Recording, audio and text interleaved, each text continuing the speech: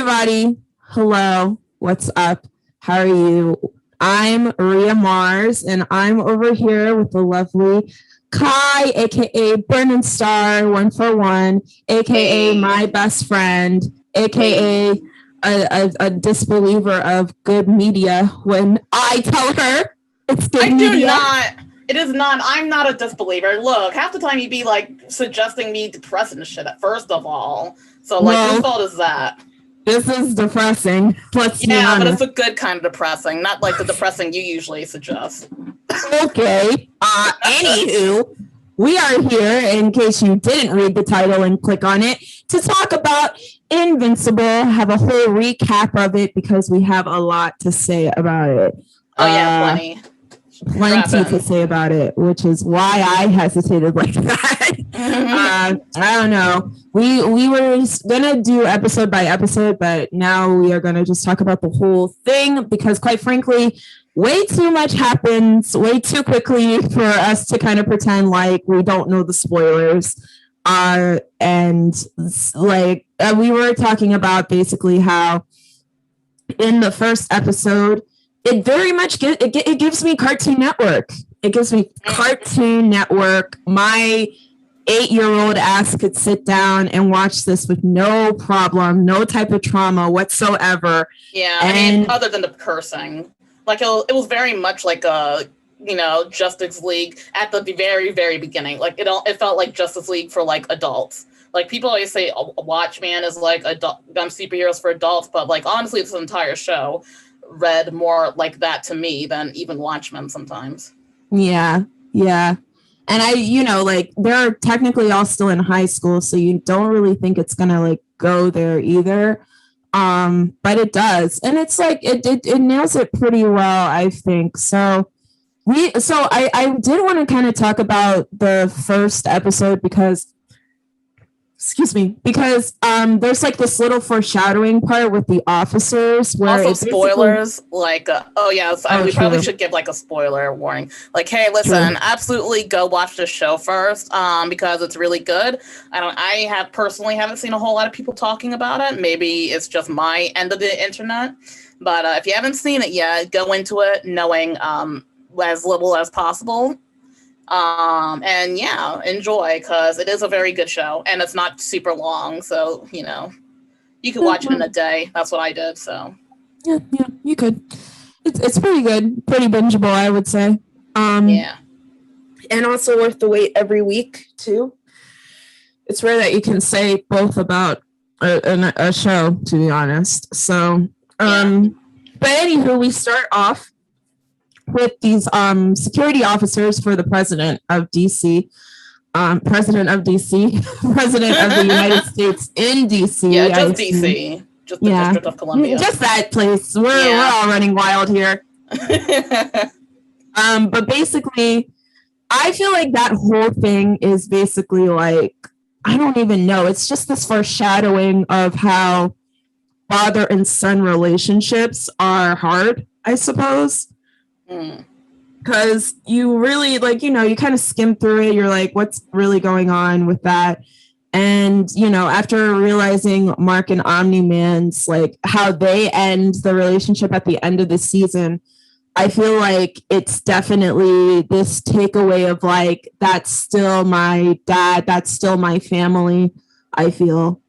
Yeah. I also thought it was like very decent way to like introduce how normal superheroes are to this world. Like, this is what superheroes are like to the average person, because I mean, you like know that superheroes are an everyday thing in like DC and Marvel's universe, but like I feel like this scene really did a good job establishing like, oh hey, like literally these officers have to do evasion training like on the chance that like a superhero has to like do something, or they're like, oh yeah, the White House gets rebuilt literally every other week, and I'm just like, well. Or like even the fact that it's like annual, like that, like you have to keep going and going. I feel like that's also very realistic too.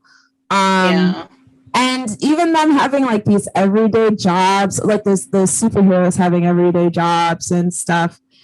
I don't know. It all kind of makes sense, and it even makes sense that like different groups get different hierarchies, I suppose. That was also interesting to me. But yeah, I mean, like different rankings of superheroes and stuff. Yeah. Yeah. And so Mark is Omni-Man's son, but he has to keep that a secret. I don't know. Oh, I guess he tells people that his dad's a writer or some shit.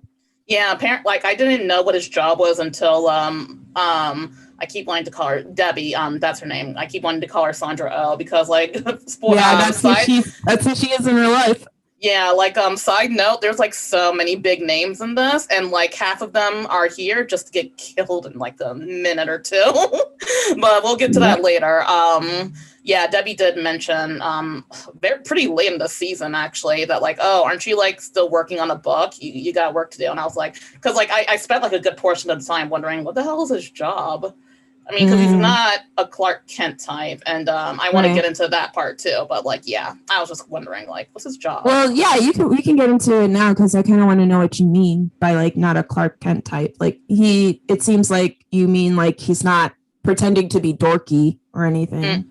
Well, not quite. So like I think like I really was fascinated by like this show's just the show in general because you know, like we've seen the whole, oh, Superman goes bad, you know, oh crap, like worst case scenario, like in DC and even like other places, like several times over at this point. Like it's not a new thing, and in some cases might even be a cliche in and of itself.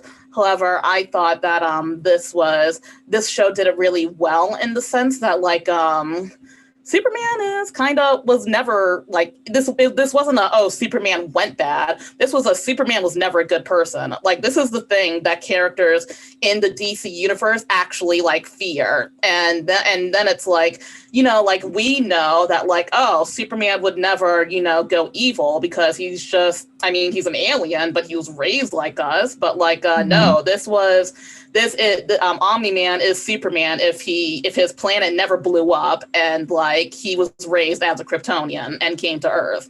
Like this is what you know, characters like Lex Luthor and other characters in the DC universe are fearing. And I think it took this show to make me be like, oh shit, that would suck. Because it's like, oh no, this is like actually scary.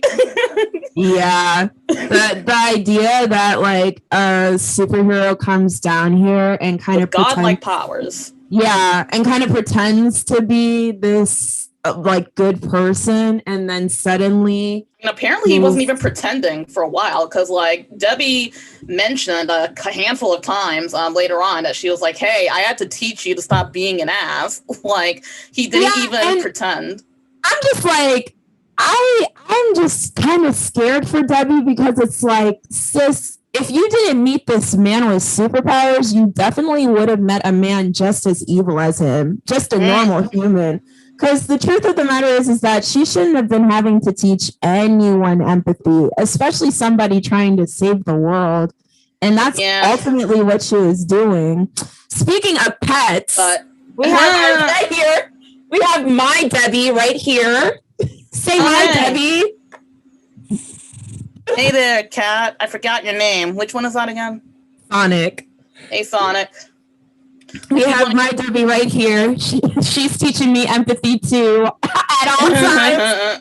I'm sorry, y'all. I just gotta say it. When he said that he loved that bitch like a pet, that took me down. Like that was like down. Oh shit. Like I mean I knew it because like I think we all knew it at that point because dude clearly obviously has like a god complex, which you know ties into his name. I mentioned that earlier. You know, Omni-Man, omniscient, you know, like godlike, you know. So which I think is kind of cool. But like anyway, but that's besides the point. Like it's just like, oh no, like I guess it's like a society thing. Like women are taught, oh hey, you can probably change him. And he was doing good things technically. I mean, he saved like some kids' lives at some point, and she was like, oh, that's the only reason you got a second date, you ass. And I'm like, well, I mean, if I saw some dude literally save some kid's life, I'd be like, I mean, he literally can't be all that bad in real life. So it's like, you know. He could have totally have done it because he knew that it would get filmed and she would feel bad enough to call him. Well, yeah, but that's besides the point. It just seemed like he really needed to procreate. The thing like that really makes me like kind of weird about him is that he literally could have just been a fuckboy and fucked all of these random women like Zeus does in Greek mythology and just have a bunch of kids. You know what I mean? And then it's like, there's the chance that one of them is going to be as fucked up and evil as you. So even if like Mark wasn't into it, you would have had, I don't know, Marquand or something. Marquand being over here like, fuck yeah, fuck the system, fuck this government. I'm not even a human anyway. Let's do it. Well, yeah, like, I don't know. I don't know. Like, yeah, no, definitely. I guess, like, because, like, I mean, so he's, like, a military dude, and he came to Earth for a job, which, by the way, like, oh, wait, can we briefly discuss, like, so when did you, discover the twist before, like, really? Well, it wasn't really a twist, right? It's basically it's not really a twist, but... Yeah, it's basically just, like, I was just so in denial. I was just Mark the entire time. I was just like, your mind is control. You're on mind control. You're like, I'm like, get off my dad. That was me the entire time. I was literally just like, that's so weird. You're like so cynical. He got a chip in his brain, y'all. Like somebody put a chip in his brain when he slapped. And then like when he's like, no, like I felt like what's his name, Chris and Get Out, when he's like, give me the keys, Rose. Oh my gosh, that's crazy. That's another wild, white man. About to say it, like that's so wild because like you're, I mean, no tea, no shade, but you're like the more cynical of the two of us. Like kind of, like I wasn't really trusting him. Like, I mean, I trusted him for a moment, but like when he told in episode 1, Mark, the story of his people, I was just like, wait, so you're Superman and the kryptonite, but the Kryptonians didn't blow up? That's suspicious. Like, that's suspicious. Like, I don't know. I was just like, oh, you guys go to other planets and help them, and you don't need. Yeah, you help them. Sounds they don't really want your help. Yeah, I exactly. didn't even think about that. Really, I don't know. It was my imperialism meter. It just like, yeah, like basically. It was ding. Yeah, I was just like, I don't know. Sounds imperialist. Like, what do you mean, destitute planets? I mean, like Western planets and shit like that. I didn't even peep that until I rewatched it. I'm like, oh my god. And it's like, and another thing is that like, I think like because another thing that was really tipping me off was when they were saying, oh yeah, he was like the last person to make it. Like he wasn't like, oh yeah, Superman funded the Justice League like in DC and stuff. It was like along with like the rest of Super Batman and Wonder Woman and a few other characters. It's like in this show, like he was like the last to arrive. Like he was the latecomer. Like he showed up like 20 or so years ago. So yeah, it's not like he didn't like grow up here or anything. He came here fully grown as a person, and I'm like, I don't like the sound of these vitrulamites, whatever the hell they're called, Vulturamites. Ultramites, right? Mites. I was just and immediately as soon as he goes no Mark, I'm just like, well, what about Debbie? And then I think Mark even says so timely, like, what about Mom? And he's like, I mean, I love, like, that's when I really was like, oh, that's why I think that pet thing really got to me, because I was like, you are so serious right now. You do not understand how much you just dragged your wife through the mud. Like it would just be like, oh my God. Not only did I love this man, I gave birth to his child, his seed. And I really just thought I was the one. Like, I just thought I was so not special, because she seemed pretty down to earth and shit. But I mean, she thought he loved her like the way a man would love his wife and not, the family pet, which is what it actually was. Girl, yeah. Like, family that was pet. So bad. I don't literally fuck my pets. I don't know about you. I don't try to have babies with my pets. Yeah, but we know what he meant. Like, he like humans are beneath him, and there's hints about that literally all over the place.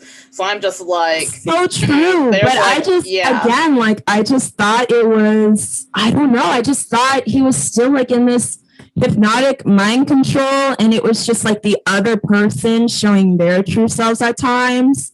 But really? That's crazy. You know, there was a certain point, like I said, there was a certain point where it was just like, you are like, you know, it's like Chris, like you already know, but you don't want to already know. You know what I mean? I'm like, I just can't wait for the final episode when we finally get revealed that he's mind controlled or whatever. And then once he had that inner dialogue of like, that's not right, I can't tell him this way, I'm like, oh no. That nigga he just did it. He just killed them. Oh, and that's another thing. Like in the first episode, like, because another thing, I mean, there's so many things about the show that kind of tips you off, especially in retrospect. But I was just thinking, like, when I woke up at 3 a.m. Last night, that literally like in the second episode, it opens and it's like, you know, that the son and dad that we actually meet, and like the dad we met in the first episode, like you were saying, you know, these characters that like don't really seem important, and I honestly didn't even think we'd see them again. And we see the son like one more time, but like that part is like a little less relevant. But like we see the son and dad are actually in England, and they're checking out Buckingham Palace, and they're talking about it. And the dad just like goes on this whole thing, like, oh yeah, you know, the queen that goes down like is like a descendant from a whole family of tyrants and shit. And Buckingham Palace is one of their last remaining you know, signs of power and shit. And I'm just like, and then it like fades up to the crime scene of like the whole Justice League being dead. And I'm just like, damn. So the Justice League was killed. Like in the back of my mind, I'm just like, damn. So the Justice League was killed as a show of power. Like that was it. Like it wasn't any of that. It was literally just a show of power, like the Buckingham Palace from a tyrant. Yeah. But I mean, that I also think it's like no one is going to get in the way once my son obviously understands why I did this. You know what exactly. I mean? It's like, it's gonna be even easier to like, you know, conquer the world with like two of us. Yeah, because they were the top, right? They were the top people. And I don't know, like there's also tension because Omni-Man wasn't invited to the club. They were inviting him. Remember the guy with the scar and stuff, he was like, yeah, I spent like so long trying to invite him to join the Justice League or whatever. They're the Global Defenders, that's what they're called. Like he mentioned at at the funerals, I think he was like, was that the funeral? I don't know, something like that. He was like, no, I tried like forever to get him to, he told Robot this, I tried forever to like get him to join, but like he just refuses.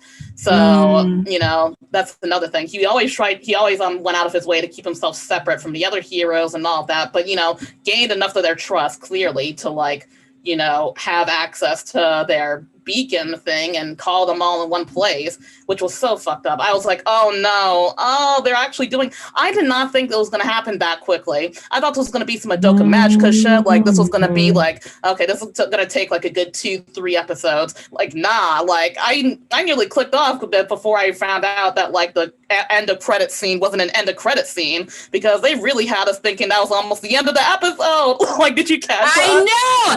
I was like, okay, they established that Mark is invincible now and shit, and like this is the end. But then they like showed their secret personalities, and they established every character, what every character does, their loved ones. Right. Excuse me, their loved ones, their jobs, like they like, oh my gosh. So I was like, yep, we're this is it. This is like where we attach. And I attach way too quick to some characters. I'm starting to realize that. Like I attach way too fucking quick. I know that you already played this part, so I'm just gonna say it now. In Resident Evil 8 Village, I thought Elena was gonna be our new wife, bitch. I thought Elena was gonna... did too. I was like, you're my wife now, bitch. You're hot. You're nice. You're a human. You're not human. Infected with anything. It's good enough. You're better than me. And then this fucking hoe just plummets. She's like, I give up. I give up. Anymore. I'm crying. I was like, why? I couldn't even hit it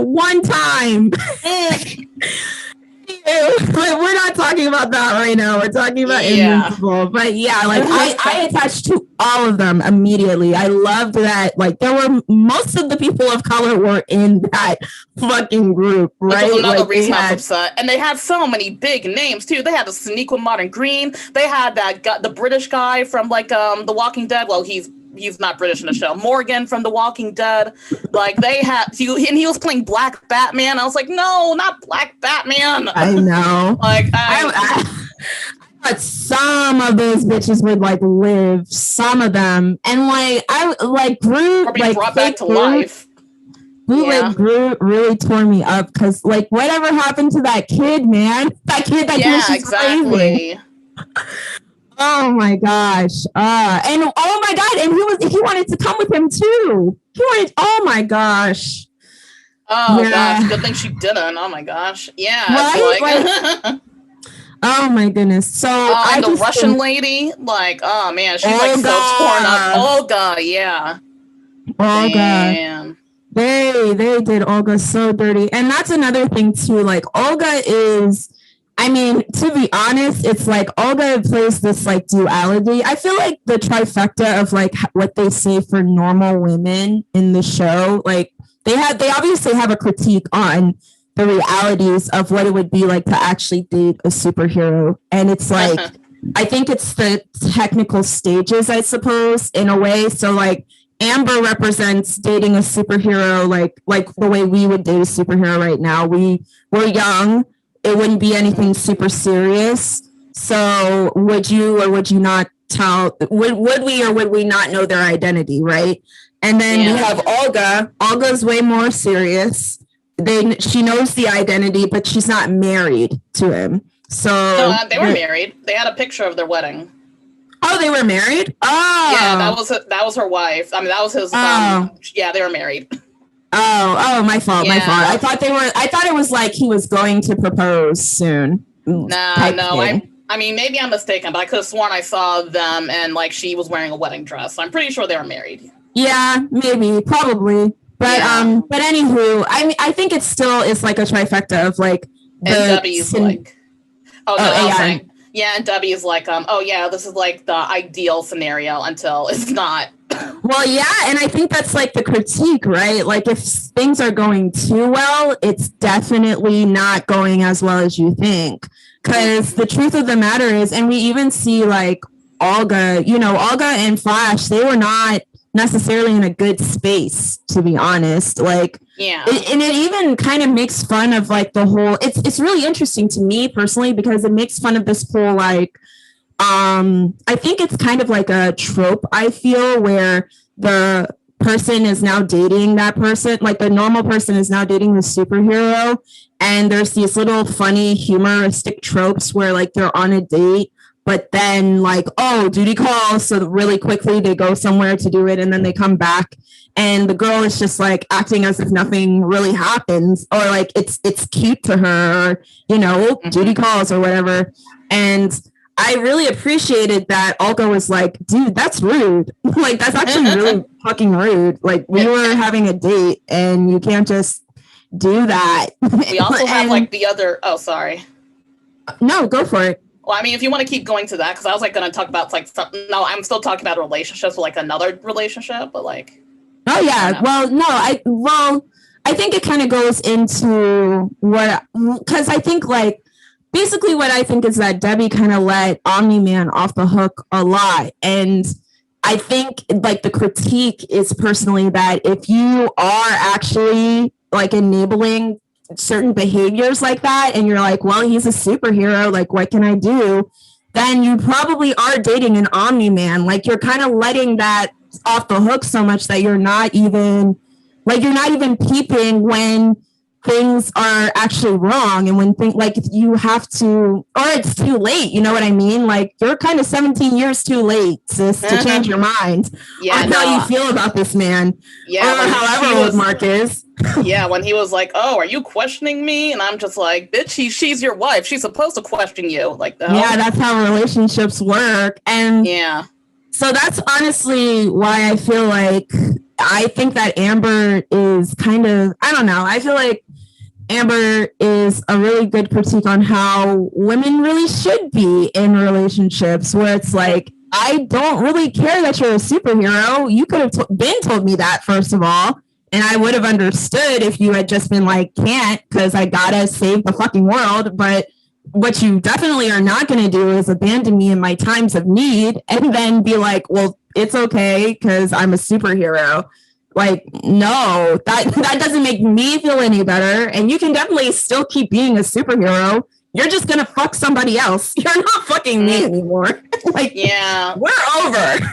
Yeah, like it's not for everyone. Oh, also, like I wanted to talk about like another relationships. Like those are the 3 relationships that are like, yeah, this is if you're like a normal person dating a superhero. And then we have what's her face? Adam Eve. Yeah, Adam Eve with the fuck boy. Who like, oh, that's like a bad situation as well, because like, oh, hey, you're dating your teammate, and she cheated with Duplicate, all 3 of her. All 3 of her. All 8 of her, sis. I know she had to delete some of them before she came. Before she came out the shower, she tried to delete as many as possible. There was probably 12 of them bitches up in there. Like, are you joking? Yeah, no, and that's like, and I like that was a huge no to me, because it's like, now you can't join the new global team, and you can't, like, you hate these people. You hate Kate now. That's crazy, sis. Like, a true no. But I mean, so like another thing is that interferes with your superhero life. Yes, exactly. And I think that I don't read the comics enough to see if there's any real intricacies in certain dynamics like that. I'm thinking like, Starfire and Robin. Those are obviously like a will they, won't they, and then they eventually do. But things seem that like they go so well that they inevitably get married, and they're still working on the same team. So I really like, I was thinking a little bit like that. They were trying to make a critique on that.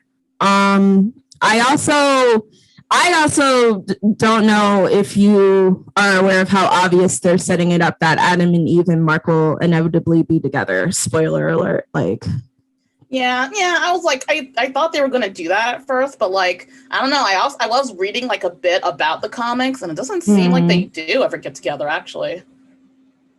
I mean, at least. Well, I don't know, because like I do know that the show has changed like actually quite a bit from the comics. They kept like the general beats and like a handful of other things, but like I don't know, some stuff they have changed. So I don't really know, because like I don't know how early like I don't know, like things have changed. So like I really don't know like if they are going to go for that, or if they are going to like stick with Amber and make her like a regular, because they're paying Zazie Beetz to voice her. So I don't know. Yeah, I mean, it would piss me off if Zazie Beetz was really taken off of this. So I really don't know. I kind of hope so, just because she is at this point the only person of color. Well, not the only person of color. We have a few superheroes of actually only one, right? Yeah, we don't have the Justice League had more black superheroes than like most of the other place. Especially that was like the only black woman superhero I can think of at this point. Basically, so I really hope they don't cut her off because of that, because of the representation. And she's not even black in the comics. She's a blonde in the comics. So it's like, I really hope they keep her on. And I actually, I don't really want Adam, Eve, and Mark together anyway. I only kind of know that because I kind of saw the end of the entire comic series.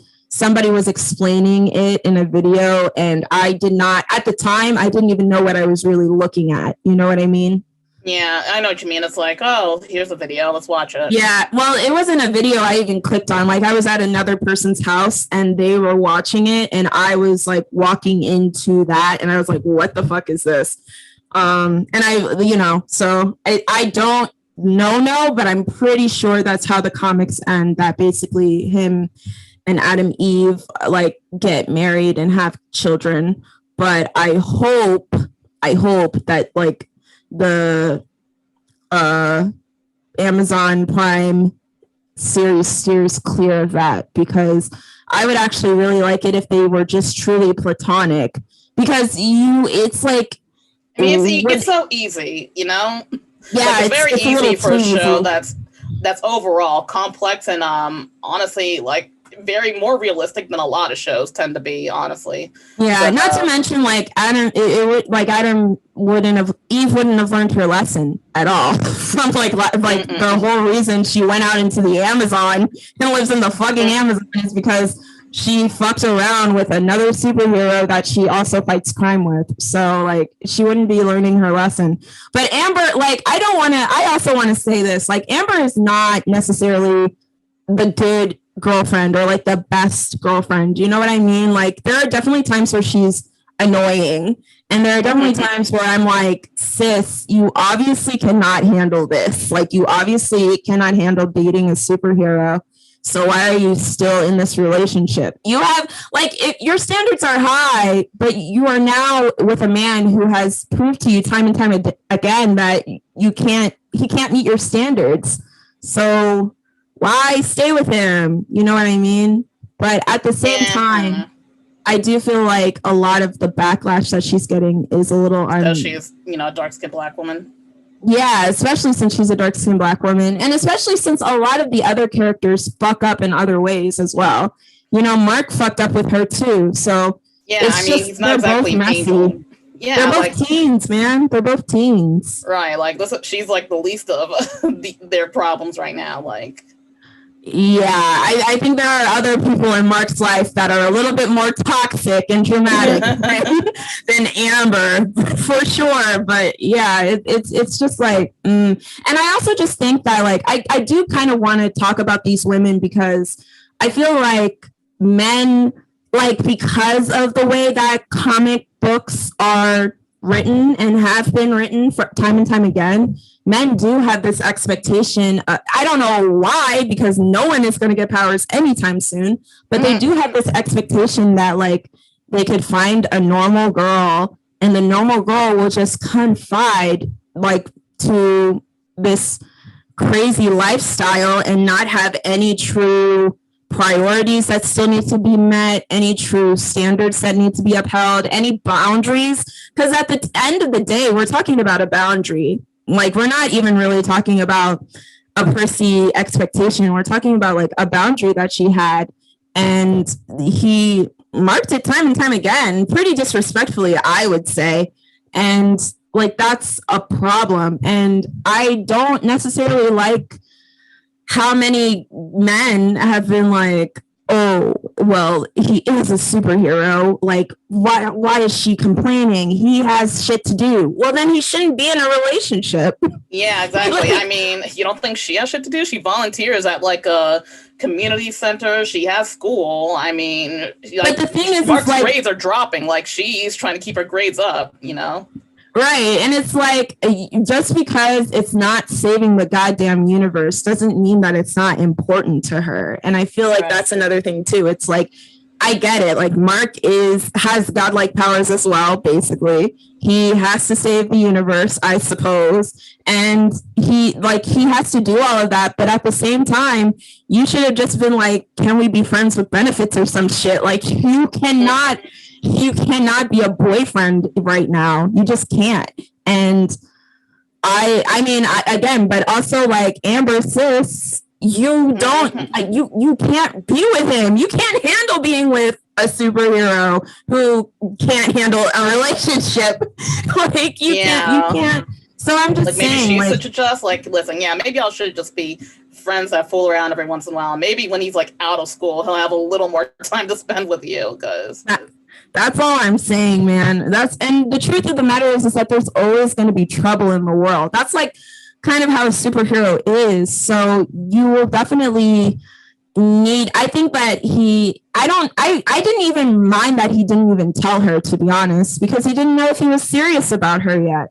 And so I was kind of like that she kind of just figured it out anyways, because it was kind of obvious. Yeah, it was kind of obvious, but and that's like something too. Like, if I'm figuring that shit out and it's like, wow, you didn't tell me. So that's what I mean. It's like, I respected that Mark didn't tell her, but I was also like, now you really need to hide this shit from her, because if she finds out, you're going to be in even more trouble because it's not going to be cute. Like, you are hiding this from her.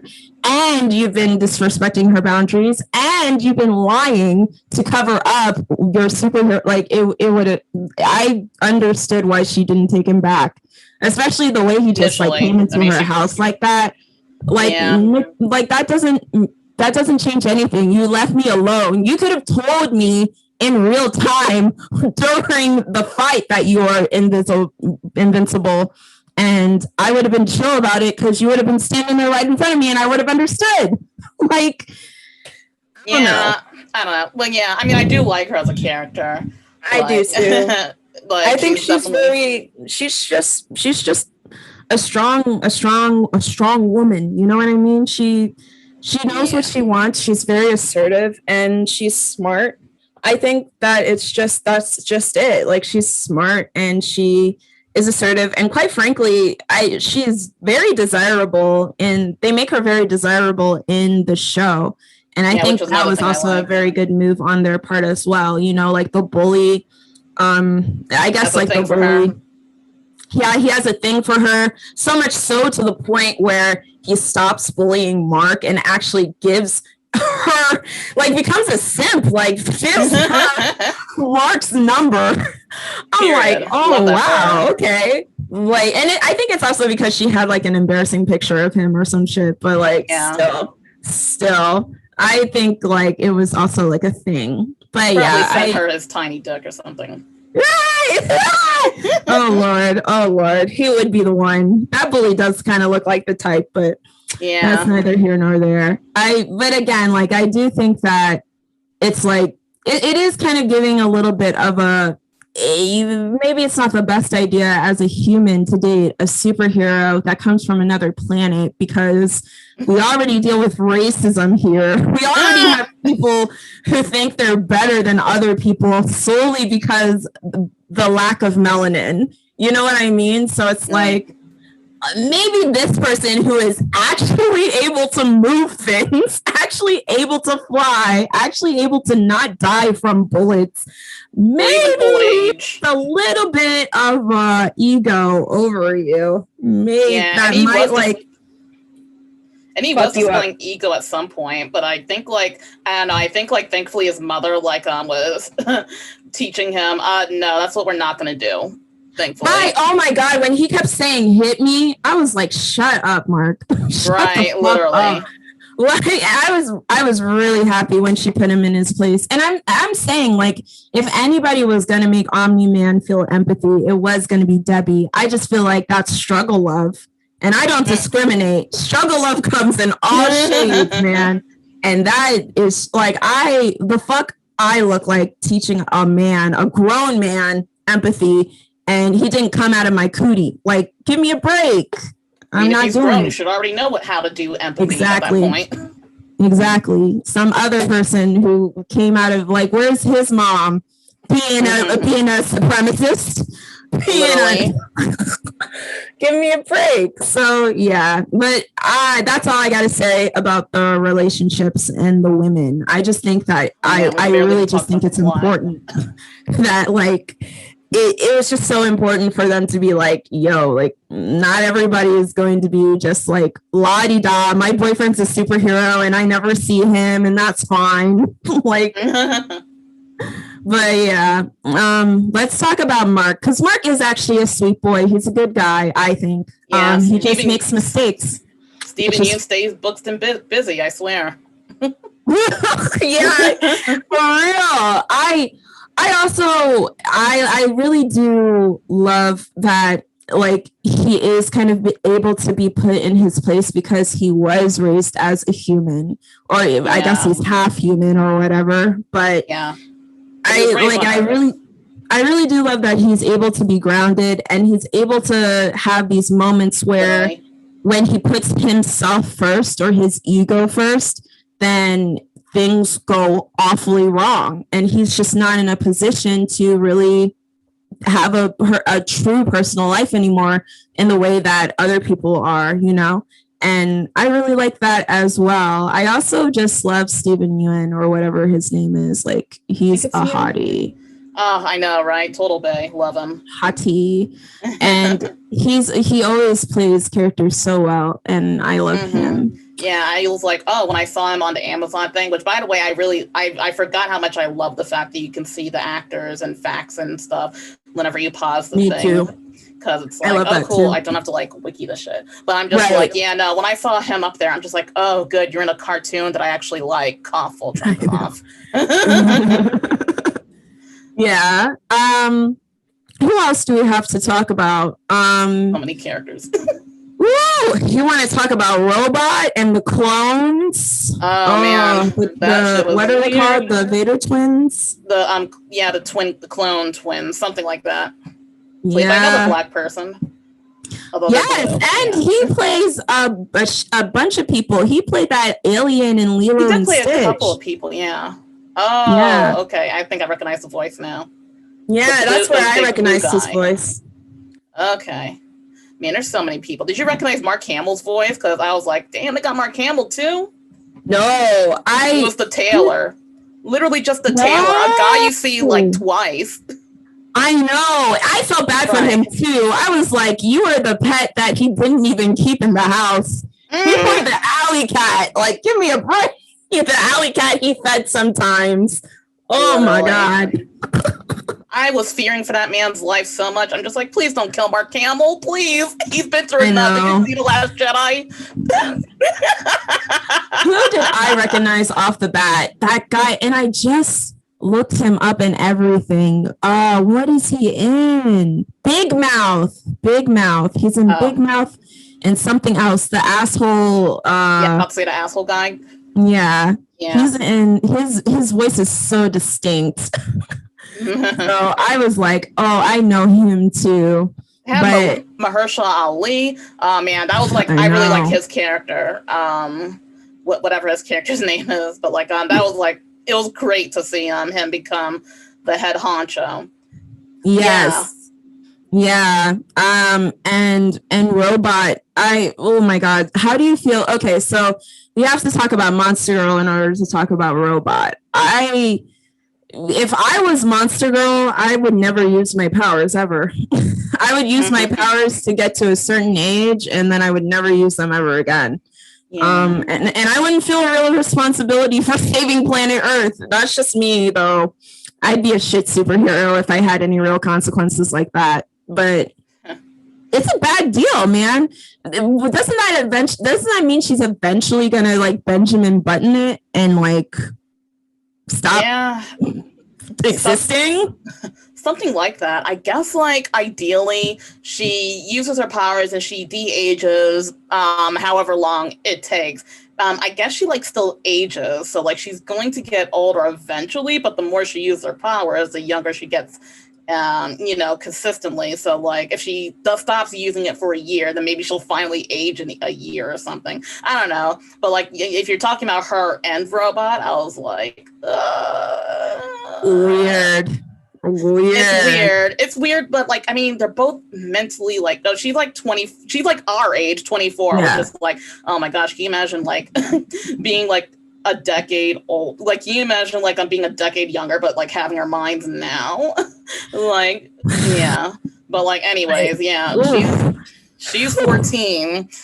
Well, I guess physically 14. She has like the mind of like a 24-year-old us. Yeah. And like the Robot is apparently like 30 mentally. So it's like, okay. I mean, I kind of thought Robot was going to be like, oh, he's like this ancient dude, but he's like 30. And I'm like, okay. It's still a little weird. And yeah, he made like a kid version of himself, of like, what's his name? And then, not even of him. Yes, that is even weirder. Like, I'm just like, oh, I understood that you were attracted to this guy physically, even though you weren't attracted to his personality. So I made me him. She said, I need time. I need to process this. Like, yeah, no shit. I think we all need to process that. She said, I need time, but it seemed like she processed that shit pretty quickly, if you ask me. If you ask me, she seemed pretty into it the moment he did it. I'm just like... Yeah, I mean, and I can't blame her. Like, oh, someone your age that's, like, mentally not an actual child? Like, I mean, unfortunately for her, this is probably about as good as it's gonna get. That is so messed up, man. I just wish that I wish better for her, but romantic or some shit. Like, goddamn. I just wish she did not care that much, but fuck. Oh man, of course she does. But I mean, it's just so weird that he went through all of that trouble for her. But I mean, I guess he relates because he's not actually a robot, but people think he's a robot or whatever. Yeah, no, I completely thought he was like a robot literally the whole time. But I was me too. Yeah, I don't know. I mean, they always have that explanation like, oh yeah, they programmed emotions into me because that's a thing you can program. Right, right. Yeah. And I was also like very okay with being like, robot's the bad guy. He's controlling Omni-Man. La la la. Really? I don't know. I thought like, okay, so he's working with bad guys, but like these guys are, I mean, they're not, that was the thing. Like these two blue guys, I mean, they're not even all that bad. Like they didn't even kill the guard. They were trying to, they needed to escape. Like they only just gave him a concussion. They were very much the Saturday morning cartoon guys of this whole thing. Yeah. So I was like, nah, I mean, sure, he's working with them, but it ain't that bad. And even tried to get them arrested, and he did get them arrested at the end. So I'm just like, nah, I don't think he's evil, but I just think whatever he's doing is like sort of kind of shady. Like, what is he doing? Like, it took a minute for me to realize, oh no, you're making a you, but like not you. Yeah. Like, I knew he was making a clone of like the guy because like obviously he took his blood and stuff. And I'm just like, to what end? And then he was like, oh, for some, I did it for someone. And I'm like, oh, what? For the girl? Are you serious? But then like, he's like, yeah, no, I'm like this weird thing. But I'm like 30. And I'm like, okay. I mean, I can't do anything about this. So speaking of Madoka Magica, we got a really good critique from Madoka Magica of what happens when you use your powers for love as well. So I wonder if they're going to go that same route. Where it's like, even though she's kind of being nice to him right now, she still won't want to fuck him or something. And he'll get pretty pissed that he's now a kid. Well, I mean, honestly, at the end of the day, he's like, hey, I don't want to live like this anymore. Like, they even clarified that, like, hey, listen, we're not actually putting your brain into this body. Like, you're going to be you. And, he's going to be an entirely different thing. So at the end of the day, he's like, hey, listen, all my life is pain. I don't know why I just started laughing. I'm just like, listen, my whole life is pain. I can't breathe. I can't breathe oxygen without it burning my lungs. Like, I don't want to do this anymore. Yeah. So at the end of the day, it's like, even if she doesn't like, oh, maybe this is a little too weird for me right now. He's like, well, I have a new body that works. So either way, he kind of benefits. Like, I don't think he'd be too upset. That's real. Yeah. At the end of the day, I got a body out of this. That's all that matters, bitch. Like, that's true. Yeah. Oh man, season 2 is gonna be off the hook. How are they even gonna top it? We have to talk about fucking, oh my gosh, who's that hero we thought who was working with the bad guys, and we thought he was just like a guy who had to work to get ahead, but he ends up taking over the whole Marshall Ali. Is that what you mean? Him? The guy who can turn into stone, right? Yes. Oh, I thought he was the other black guy. There is another black guy in the Global Justice League. Oh, wait. Okay, so now you're not talking about Black Batman though, right? No. No, wait. You're talking about the guy who's with the new Justice League. The guy who, I don't know, I was calling him like Black Iron Man because like he didn't have powers, just a super suit for a while. But then like, I was looking at him. Who's he played by? I think I recognized his name too. I don't know, like, damn, I'm drawing a blank on who he was played by, but I feel like I've heard of him too. Yeah, no, he was great. liked him. He was really about to whoop the asshole's ass multiple times. Love that for him. Yeah, I love that for him too. But right. I think that the guy who could turn into stone, I was just so sad and disappointed, especially since Mark like bailed on Amber to do all of that, and it was ultimately bad, like a very bad situation he got himself in. And it's not necessarily all of his fault. Like, I mean, he didn't want, I mean, he sounds like he, A, is genuinely a good person, and B, didn't actually want Mark to get hurt. It's just that, you know, collateral at the end of the day. Right, them's the breaks. It kind of seemed like he was like, well, it is what it is, which to me was like, no, it's not. No, it's not what it is. Mark is invincible, so it's fine. I mean, at the end of the day, he did that for his family, for his little girl and like his wife, and now they're like rich, and he had that other guy in his pocket the whole time. So it's like, you know what? Hey, I'm not upset. You want to be the new Kingpin type character? Sure. I mean, a black woman and a black little girl are rich and happy somewhere, so I'm not that pissed, but it was just like, it was really bad. And Omni-Man just watched. He just watched. Yeah. How did you think he was still good after that? I was like, no. I thought, I don't even know. Like I said, I was in a denial like Chris, you know what I mean? Like, you know, but you don't want to believe. You don't want to believe. I don't want to believe, actually. I don't know. Yeah. And honestly, as soon as he killed the Justice League and I already had like a mental connection with them, even though I knew them for like less than 5 minutes, I was like, no, fuck him. So honestly, even if he was like, I don't know, I couldn't believe that he was being controlled. I was just like, no, like if you were being controlled, it did not have to be this violent. Like it usually isn't, right? I don't know. I was just like, no, I don't believe that he's not being controlled. This is 100% all him. Well, I mean, we had demons and stuff, so I thought it was like the devil. I don't know. Look, Clancy Brown was like, nah, man, this ain't anything from hell. Which, by the way, Clancy Brown, they even got fucking Clancy Brown in this. Oh my gosh. Yeah, they really wanted to make this shit good, and it is. It's a good series. Do you think Mark's mom and the government head are gonna fuck? Because no, I don't think so. It would be gross, but it just kind of seems like he has a thing for her. I don't think so. I think the few times he shows empathy will read like he had a thing for them. Damn, that's true. Right.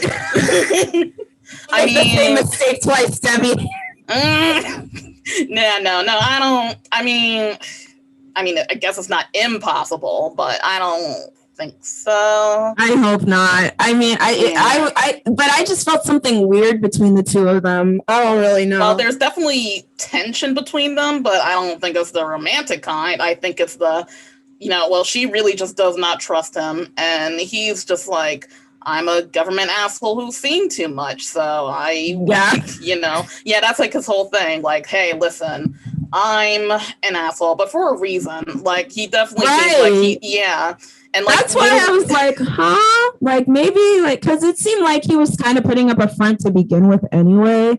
But when she was like, this is why I hate you, and he was like, I hate me too, I was like, damn, you know that this is like a job that you just have to be a dick for, and it's real, like you do. Yeah, I mean, look at their world and stuff. Like, people be dying for real. This isn't cartoon death where it's implied at best, or like, people are getting chopped up and shit, which is another thing. Like, I haven't really mentioned this much, but like, I really appreciate that the show is animation. Like, not even just the fact that it almost looks exactly like an older DC show, but the fact that it's like, I don't know, like, this show just simply would not hit the same way if it was like live action, Yeah, I agree. It wouldn't. In fact, I think like a lot of the stuff would be pretty it would be just caught really easily. In fact, we already have like a live action Invincible, and it's The Boys, and The Boys is really good because it makes the government the problem, and that's live action, that's real life, you know what I mean? So I feel like it's like blurred enough in Invincible where it can just be like this weird alien that is the problem that we thought was a superhero. And I feel like it brings on a nicer critique on why do we just trust random aliens that suddenly have powers and kind of look like us but aren't us, you know? I like that. And I like the boys too. I just think they're, you're right. It would have been different. It would have been a different attitude, and it would have been a different lesson if it was live action, I feel. So. Yeah. So I do appreciate that. But yeah, like, I think like I do like the government asshole's name. I'm like, what is his name? Like, cause I kept thinking like, that's a weird name. And I can't remember it. It's so weird. I don't know. I can't remember now. Me neither.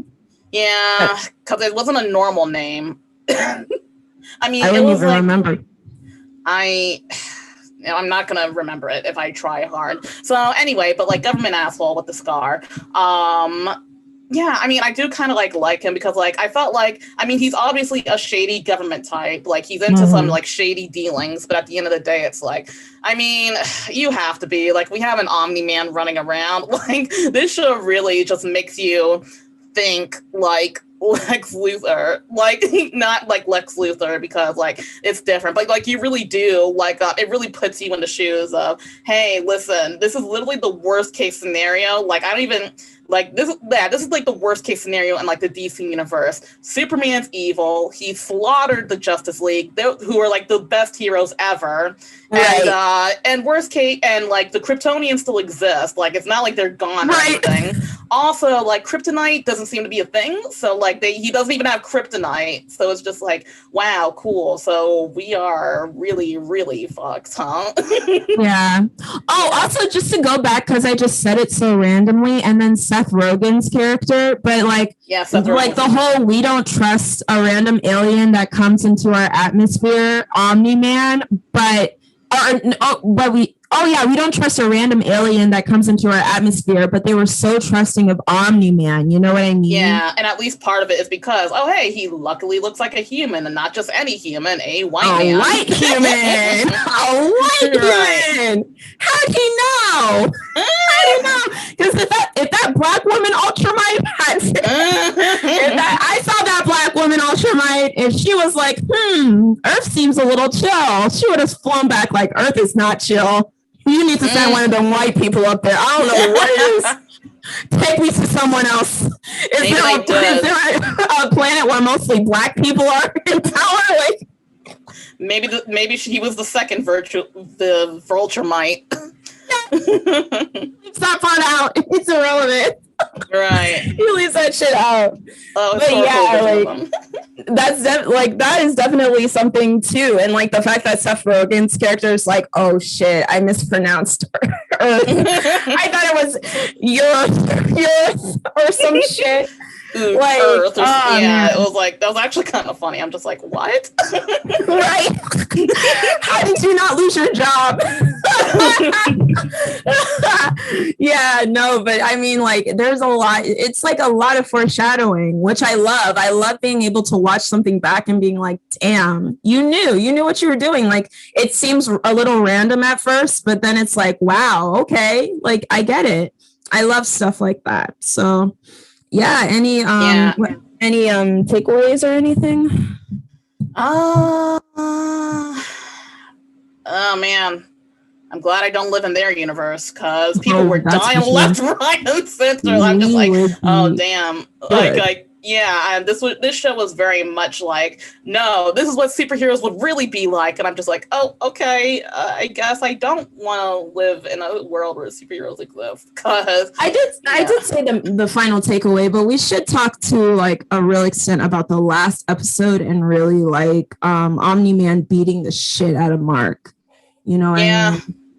And that whole, like the whole government turning on him and ultimately realizing that he like the government is powerless again. Like he was just playing along. He was just playing along the entire time. There was nothing that anyone could really not ever even just do. that, like weakening their defenses. Like killing the Justice League was literally his first act of weakening their defenses. Exactly. And that was and that's really all he needed. Yeah. That was all he really needed to do. Let's be real, because all the other superheroes were like, yeah, the second Justice League was like, hey, they do have powers, but like one is literally in the body of a 14-year-old kid. and well, I think like the whole point is that he's gonna help her so that she stays a 14-year-old or like reverses it or some shit. Yeah, no, I think he wants to help her reverse it. So like, because his body's definitely Robot's body is definitely gonna age. Like, right. You know, so he's like, oh, hey, I'm definitely going to help you reverse your curse. So, like, you know, you can start aging normally again. Right. So hopefully that works out for them, but it probably will not. Just knowing how this show goes. Yeah. And as long as you don't die, I guess like that's the best case scenario most of the time with this place. If you don't die horribly, you've had a good day. We'll just be happy if none of the old characters who survived this season die in the next season. I will just be happy with that. Like Debbie needs to make it, Amber needs to make it, Eve needs to make it. I was so surprised Mark Hamill lives. I was like, damn, I'm surprised you didn't kill him. I mean, I guess that Batman, Omni-Man was like, I mean, yeah, you know, so what? I mean, you literally don't matter. And literally, again, who would believe you? Like he told Clancy Brown, I really need to like use these characters' actual names because I'm literally just like saying actors' names. Yeah. But the gay best friend. That's what I was talking about. Like, I think that's really where Mark fucked up. Like, that whole road trip to college was really Mark dropping the ball, in my opinion. Yeah, he definitely should have like, oh, hey, can you help me find Rick? For some reason, that's the only character's name I remember. Rick. Can you help me find Rick? Rick was fine. Fine. Until he turned into like a fucking robot or some shit. I do feel like really bad for him because I'm like, damn, he was literally just a good person. And he got like, and that other one, I mean, the other one was like a dumbass fuckboy, but like, damn, he literally had to kill himself. Yeah, that was really fucked up. And I just think that Mark was not prepared. And it like, I feel like, again, it's like, it's just showing that you really do have to pick. In these usual scenarios, it's like you can really do one and then do the other. And he technically saved the day, but not really. Like there was just so many repercussions and consequences for his delay. And it was... Sorry. Oh no, go ahead. No. I mean, like, basically what you were saying. I mean, in the next episode, like, William, that was his name. I remember his name too. William was like, "Hey, listen, I gotta say this. If you had listened to me earlier, that shit wouldn't have happened." In the end, like, Mark is like, "Yeah, I know," and I'm like, "I'm really glad he said that because that's what I would have said." Yeah, I feel like.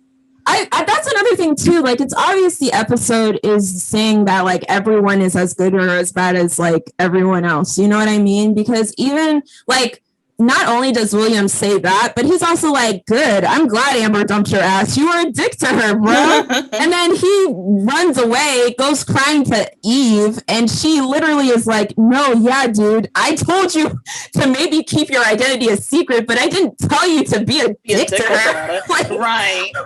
Like that's why I like a lot of these characters. That's why I like William. I'm just like, I mean, yeah, he's like the gay best friend, but like he's also still his own character, and he also has like he also talks sense. Like he says like things that like completely make sense. So I like him too. And the same for Eve. I like Eve too. Even if they set her up to be like a triangle of any sort, I still like her a lot because she also has a good head on her shoulders. And her superpowers are fucking awesome. I mean, I don't understand why she doesn't have a godlike complex. Just goes to show how far the dip goes when you're from man to woman, white man to white woman.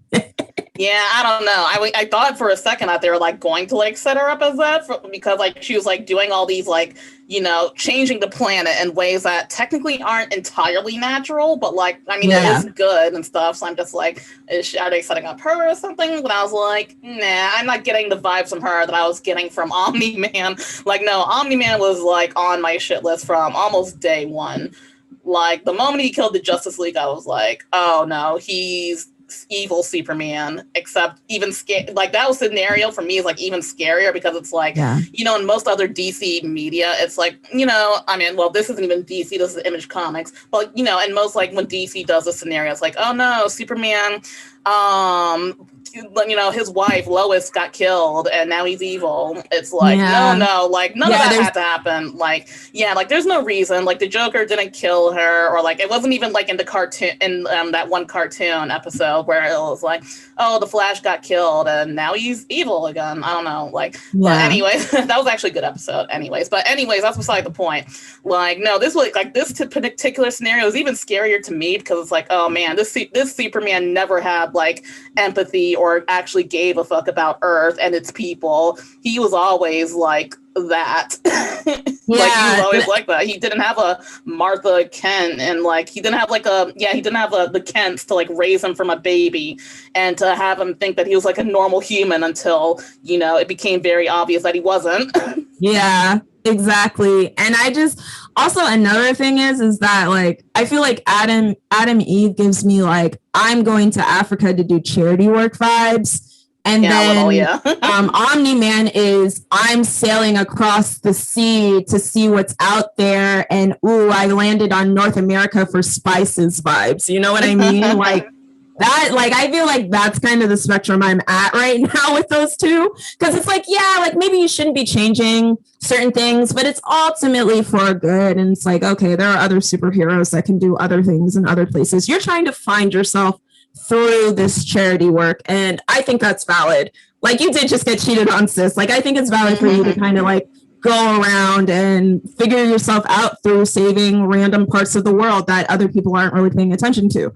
Like that's fine, but going to a whole entire world and making babies and just thinking that the babies will grow up and be like, yeah, fuck this world. Kind of a little bit narcissistic, a little bit off the rails, a little bonkers. I'm telling you, I'm telling you, as soon as he told Mark about his planet, and it's just like, this story don't sit right with me. They're definitely imperialists. Through that bullshit.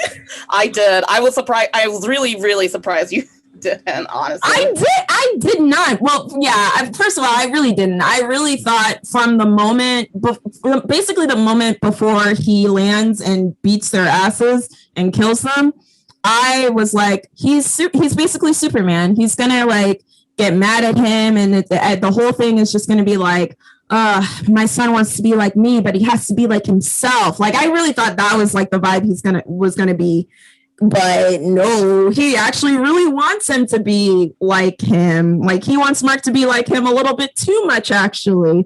Like a bloodline type thing. Like, and I think like even that is a little on the nose. You know what I mean? Like a white man flies to a part of the universe where he secretly finds everybody inferior and wants to like colonize it. That's a little bit on the nose as well. So it's a good show. It's a good show. It is a really good show. Also, I don't really understand why he thinks that humans are inferior because they have a shorter lifespan. I don't really. I mean, I think there are other reasons, but he was just so into the whole time thing, like the fact that he's going to live longer.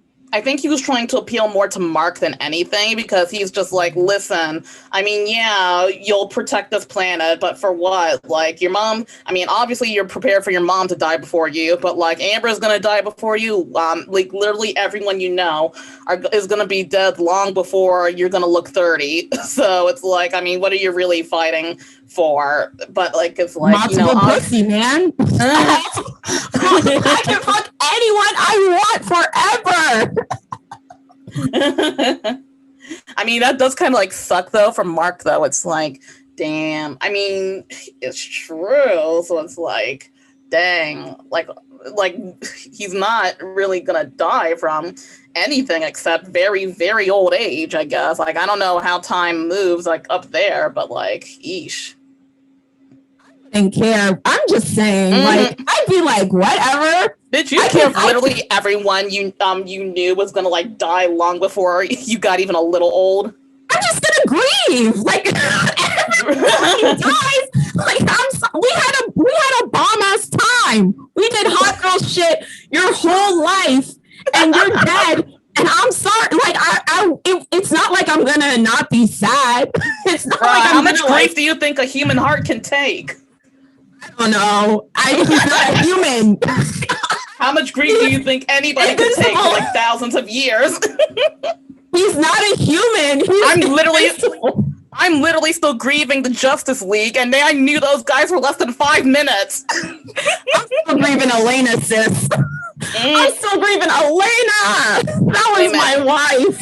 Who was Elena? Was that the black lady? No, in Resident Evil film. Oh, Resident Evil. Right. Not me knowing her name. As soon as they started praying and she took my hand, I was like, bitch, you might as well be taking my hand in marriage, sis. But that's just the thing. It's like, and then he says what like really pissed him off in Invincible. He says what really pissed him off and really made him fly away, because the truth is that he would have his dad. He's still going to have his dad. When everyone dies, when his mom dies, when Amber dies, chances are his dad is still going to be alive. And I think, a while at least, yeah. Yeah, and I think that really hit him in a certain way where it was like, fuck, like he isn't getting it, and he is still going to be alive for a very long time. Like, our relationship is awkward now. Like, yeah. And I think that's why he dips, man. Runaway dad. Yeah, he thought about what Sandra Debbie taught him, and he's just like, oh shit, 20 years on Earth and I got a minute of empathy. Oh no. That's literally what it is. Up. Right, like damn. It took 20 years on Earth and like a whole ass woman to teach you, oh hey, maybe you shouldn't just kill your kid when they don't agree with imperializing a whole planet full of people. I'm just saying, ladies, we can do a lot better than this. Debbie could have married a high school janitor. And if he was a decent man, she still would have been happy. I'm just saying. We can do so much better than this. Please do not engage in struggle love. I don't care if you're white, black, Asian, Latinx. I don't care what you are. Please do not. I don't care if he's rich. I don't care if he's Superman, y'all. I don't care. He could be Jesus. He literally couldn't be Jesus because Jesus' whole mission was empathy. So he literally couldn't be Jesus, but he could be Jesus-like, I guess, somehow. And I still would not care. Get out, run. Don't engage. In fact, that's the whole point of Get Out. That those white people didn't have empathy either for black people, and he needed to get out. Leave. Do not participate in struggle love, y'all. Do not participate in it.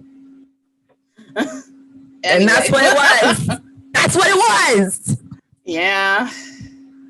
Oh my gosh. And also, if you're a superhero and you're not going to age. He said you won't even look 30. That's actually bomb as hell. I'm sorry, it is. It's bomb as hell. You can do whatever the fuck you want. And you can go around the universe. All you got to do is hold your breath. You just got to swim, like swimming. You just have to swim to another place and boom, there you are. It's not even like swimming an ocean. It's like swimming across a lake for him or some shit. I mean, you got an asshole empire to deal with because, like, you know, the other vitriol knights are probably on their way. Yeah, that's true. It's definitely not going to be cool for Mark for a minute, but, you know, like, again, like, it's just going to be a minute to him. Look, I'm just saying there are pros and there are cons, and that's the moral of this, right? There's good and there's bad and there's in between, and it's always going to be in between. Except for Omni-Man, that he gotta go. Yeah. Omni-Man gotta go. I'm sorry, I'm a little biased, but I get if Mark like forgives him, but if Debbie takes him back, like the way Amber took Mark back. I don't even think Mark's gonna like forget. Well, I don't know. Maybe. I mean, Mark is like a really good dude, but I don't know. I think things are just gonna be. I don't know what's gonna happen. Well, me neither. I don't know. If I do hypothesize, I feel like there is still a chance. We don't know what's going to happen the other seasons because there's not just a second season, but a third one. And the truth of the matter is, if those are even half as good, they're going to do 4 and 5 as well. So I just think that we just don't know. He could, like, Omni-Man could get better and then he could immediately get worse again. Anything could happen. I mean, he spent like 20 years on Earth, like with a whole ass good woman and had a kid. And again, he only had just enough empathy to not kill his kid. I mean, he like massacred thousands of other people. For shits and giggles. As an example.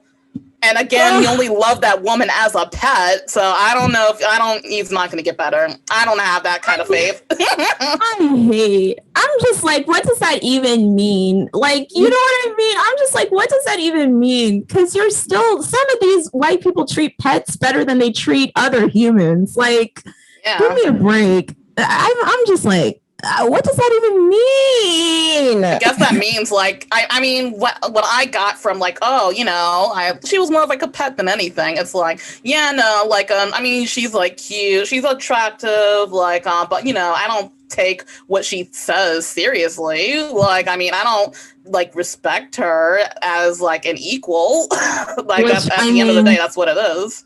Which, like, if you really think about it, like, we have definitely had like red flags of that as well. Like, he doesn't really respect anything she truly says. He even at one point was like, "Why do you work?" I'm like, "Why does she work? She wants to work. This is her passion. This is her job. Like, what, you just want her to be a housewife waiting at home for Omni Dick? I don't think so." Like, I'm sorry, but like, I really hate when men naturally assume that that's what you want. Like, I feel like there have been times where I have just been like, yeah, I don't really want a job. Like, I don't want to do anything. And I'm just like expressing a very human emotion of not wanting to engage in this capitalist society. And then suddenly somebody's like, well, you better marry a rich man. You better go and fuck some rich dude. I'm like, no, I don't want to do. I literally just want to do nothing. Did you just hear what I said? I don't want to do anything. What does that mean? I also don't want to entertain a man. Like, I don't want to do any of that shit. Like, I don't want to do nothing. Right. Give me a break. So that was also pretty rude to me. And there were just times where, yeah, he definitely had issues and problems, but I just thought it was the devil. I thought it was the devil. But that's me being a good Black Christian woman like Derek Jackson's wife. Derek Jackson's wife probably thinks that he's being possessed by the devil. And no, I don't know. Like, as soon as he murdered the Justice League alone. Well, the moment I saw him like kill the Justice League, I'm just like, nope, this is literally about the worst case scenario. And like, maybe I came in like, I mean, in all fairness, like, I mean, I went into this knowing not anything really about the show other than that it gets dark and stuff. So maybe that like influenced me a little about that, but I also didn't know any plot details at all. So for all I know, he could have actually been like being controlled. But I was just like, nope, fuck him. He's evil. He's literally evil, and I was right the whole time. And also the Kryptonians are like imperialists, because like when I heard that story, I was just like, nope, that's red flag number 1. And it was like a million other red flags later on. Like, it only got worse. It never got better. And you know what, I think that's another thing too. I feel like my expectations were so low when I was really seeing it. First of all, I like kind of got into the middle, I literally clicked on the episode when Black Batman was saving that woman. So I even thought that because that woman had dialogue, so I was like, oh, she must be important, but she's not, you know, she's just another person that he saved. And again, it looked like a DC animation, like it's good, but it looked like a Batman series, a Disney animation, a DC animation, excuse me. And I didn't know anything about it at all. I didn't even connect that I had seen that Invincible YouTube video before or whatever. I didn't know anything about it. So I kind of just was like, oh, this must be a kid's show. Like there's really nothing real going on. Like people aren't truly in danger. It's like just kind of this fake danger. Even when Mark is like trying to become invincible, there are no true consequences for him yet, but I mean, of course it's because he's invincible. But yeah, I just think that I didn't even know it was going to get dark. I just genuinely assumed that this was just like your typical everyday HBO Max Cartoon Network partnership animation. Yeah, no. Kind of like, and I guess it's also because I had just seen Infinity Train. And Infinity Train is made for kids. Also, again, a Cartoon Network HBO partnership. And it's dark for sure, but not really. You know, like people die, but it's like off screen or implied, or like even sometimes like the stand-in for death is just like them getting turned into a different creature and then they're able to be reversed back. Like it's just like, I thought it was just very much so that. And again, like you said earlier, they do a really good job making you believe that for the first 30 minutes. Yeah, literally for only like one episode. Like they give up the ghost on that real quick. Oh yeah, because they were like, no, you know now. Yeah. I mean, we're trying to like draw as much blood as possible and guts and stuff, like literally intestines everywhere, and I'm like, fuck. Alien intestines. Normal human intestines. Right. Like, this isn't your multicolored blood type cartoon. Like, nah, blood's red here. Blood is red in this universe. Yes. I'm like, oh gosh. And yeah, I think that all in all, it's a great show. I think that everyone is well done. Every character is well developed. And I'm so excited to see the next one. I don't know. I really don't know, but I heard we might get the second season by the end of the year because we technically were supposed to get this season in 2020. But, really? Something happened. I don't know what happened, but something happened where like it got delayed. I don't know. They keep talking about like the beer Corona. I don't know. Yeah, I don't know. Never. Yeah. I don't know. Yeah. Yeah, maybe they were just lazy or some shit. I don't know. Anywho, we might get the second episode by the end. I mean, the second season by the end of the year. But the truth of the matter is that they might take their time because of how fantastic it was. I feel if I were them, I would take my time and not put that shit out until it's 2021 now. Yeah, 2022. I wouldn't put the second season out until 2022 just to make sure it's insanely good, because it has to equal it, if not overcome it. And I feel like it could do it. I personally feel like the writing room is good. They're good. Yeah, and thankfully, like, they also have source material too. Like, they're not just writing by the seat of their pants. I mean, and from what I've heard, they've changed like a lot of things. So it sounds like as long as you keep changing the right stuff and like, keeping the stuff that works the same, then you're solid. Because I don't mind it being like sort of kind of its own thing. Yeah. And thankfully, unlike Game of Thrones, I'm pretty sure the comic series is actually finished. So, Yes, it is. It is finished. There is definitely an absolute end that is very searchable. But here's the thing, like the thing that really actually fucked up Game of Thrones is exactly what you just said. They changed a lot of stuff, but they changed that's the difference. Like Game of Thrones changed the wrong stuff and Invincible changed the right stuff. It was little parts that truly aren't that relevant, but the main story is still ultimately the same. And I think that the problem with Game of Thrones is that they were given the end, like the general end of the plot line from J.J. Abrams. J.J. Abrams made Star Wars. George R.R. Martin? RRJJ, okay. George RR, whatever. Girl, you watch the show. You should know that more than me. Anyway, him, he gave them the ending. But because everyone fucking loves the show and loves the books, people guess the ending very quickly and very easily. Not me, but some people, you know, like I didn't know. I was waiting, and I think the general public was waiting too. But the nerds put on Reddit or whatever, like, yeah, like this is probably how it's gonna end. I predict that this is how it's gonna end. And because they guessed right, like you could have just ignored it. You know what I mean? Like, yeah, like someone's always. Yeah, like someone's always going to guess the ending, especially if you like, you know, set things up properly and like, you know, have a good story, a good consistent thematic story. Of course, someone's going to guess the ending, even by chance. Right. Like, because somebody guessed it, and I guess enough people were like, yeah, that's probably how it's going to end. I guess they were like, we have to make a twist. We have to make the ending a huge twist, and it can't be the way it really ends. And it's like, and I mean, George R. R. Martin actually said it really well. It's like, if you write this whole setup that like the butler did it, and then you suddenly change it to like the maid or something, then it's not going to make any real sense. And I feel like I've also come across movies where the plot twist doesn't really make any sense, but it's obviously still a plot twist. And those movies are bad. They're just bad. They're entertaining for what they are. Like if you want to get drunk and just talk shit about a movie randomly one night, okay, sure, fine.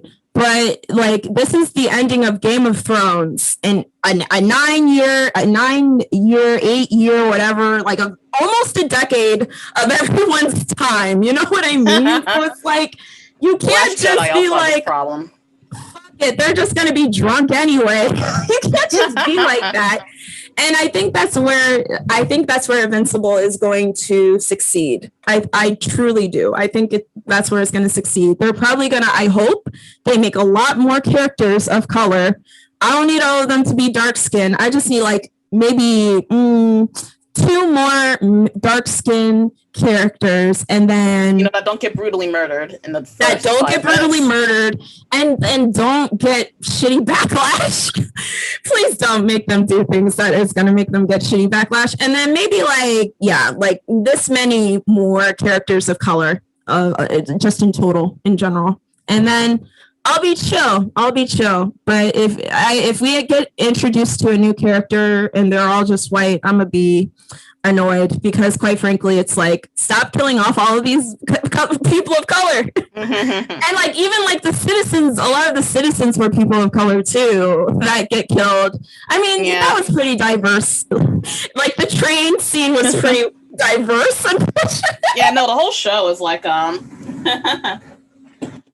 a pretty decent job of being diverse, which is another reason I like the fact that it's like animated, because I feel like if it was live action, they'd just be like, look, just get, any like women. Extras. Any extras you can. But I do like the show. I can't wait to see what happens next. Shit was intense. Very intense. But it was great. Was great. And again, I just want to reiterate, if you live for a long, long time, it just means more hot girl summers. And you don't even have to be international. You can be inter-universal. Different hot girl summers on different hot girl planets. There's probably a real hot girl planet somewhere. I'm just saying. The longer you live, the more hot girl summers you have. And people last for a season anyway in your life. What are really the odds? What are truly the odds that you are going to come across somebody? Well, Mark might, and maybe then he'll actually get fucked up because he can live so many lifetimes. But like, what are really the odds that like somebody stays in your life for an incredibly long time? Me and Kaya, I don't know. If we really make it to 70, I'm gonna be really shocked. I'm gonna be sitting next to you like, wow, we really did that shit, bitch. We did that. I'm gonna be happy. I would be real fucking happy. I would be like, I'm gonna dab it up and then I don't know, go back to peeing in my diapers. What's your 17-year-old? What are we talking about anymore? I'm just saying. But then, you know, like, I'm just saying, Kaya, like, if I was invincible and you were a human and we had a friendship that lasted a lifetime and you died, I would spend a good 20 years grieving the shit out of you. And then suddenly I'd be like, well, damn, I guess I gotta do a hot girl summer. I'd have a few hot girl summers where I would be sad. I'd be like, damn, I had a friend named Kaya and we used to do hot girl shit like this together all the time. I would talk about you so much. I would. Thanks. Just forget about everybody. But sometimes you just gotta grieve and move on with life. I'm just saying, I got hot girl shit to do and I gotta keep doing it. And I would do it in your honor. That's the thing. And I would want you to do the same thing because that's what love is. That's what it is. So if the roles were reversed, I would be like, on my deathbed, you're looking like 30. I'd be like, bitch, you look so good. Your hot girl summers are going to be banging. You can get all the dick you want. I'm so jealous. I hope in heaven I can look down and I can at least watch your hot girl shit like a TV show or some shit. And with that, I would